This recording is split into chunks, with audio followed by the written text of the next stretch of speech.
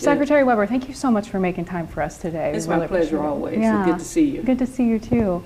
First, I just want to start, because I don't think we've gotten you on record yet, but this effort here in California to have voters approve or reject these Democratic drawn lines, is this an effort that you're on board with? We are involved with it, and obviously there's no good answer to that question, because obviously the current situation in Washington and everywhere in Texas makes response important. And so were it not for all those circumstances, probably wouldn't even have this conversation. But there has to be an effort to fight back at some point to protect the democracy that we believe in.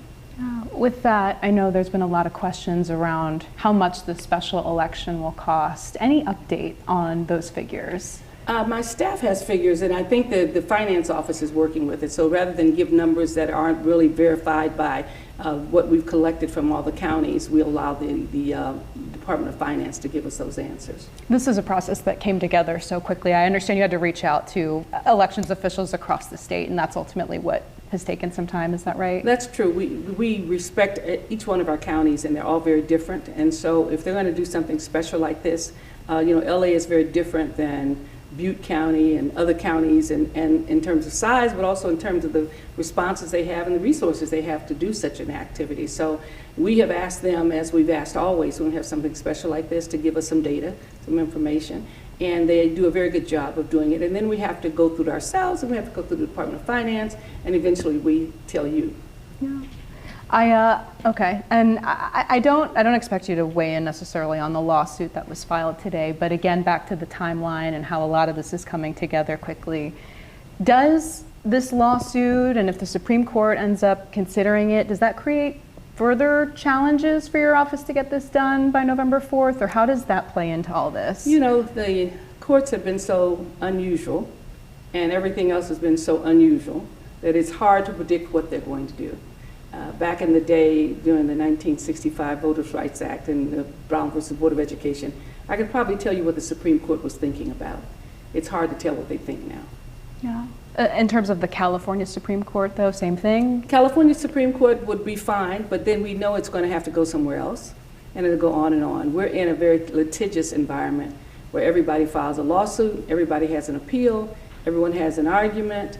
And unfortunately, by the time we get through all of that, most of whatever we were going to do will either have already been done and then try to be undone. So this is a really difficult time. And so it's hard to say exactly what's going to happen, because oftentimes many of the things we thought existed in the Constitution do exist, but people are re-challenging the Constitution itself. And so very difficult times after 150 years of California law and 250 years of the United States.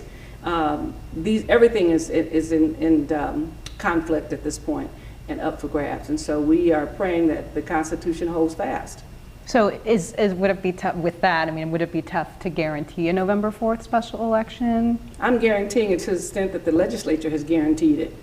I can only do what they asked to do, and if it's held up, then we can only do what the courts do, because we do abide by the Constitution in California. Sure. Those military voters that obviously need to have their ballots first, is that the biggest challenge, or what are the major challenges for your office in this? That's the challenge itself. If we meet all the deadlines, the military voters will get their votes. Oftentimes people have a tendency to discount them. In California, we don't. They're very important to this nation. And we want to make sure the military always has the opportunity to have a voice, since they put their bodies out there. Is there anything else you think we should know about the Voting Rights Act, November 4th, anything else from your office? The Voting Rights Act is very important, and it's been in conflict now for a few years. It never was for almost 50 years. There was no conflict with regards to the Voting Rights Act after 1965. We all knew exactly what the limitations were and the conflicts and why we needed to have a Voting Rights Act. We know that now even more, because as we still see people challenging citizens' rights to vote, making it difficult for individuals to register to vote, to be a part of the process. And we see this every day. California has done a tremendous job in opening the opportunity to vote for every citizen who's qualified to vote. And we do that every day, and we fight for it in the courts. Every lawsuit there is, we fight to make sure that every Californian has that right to vote.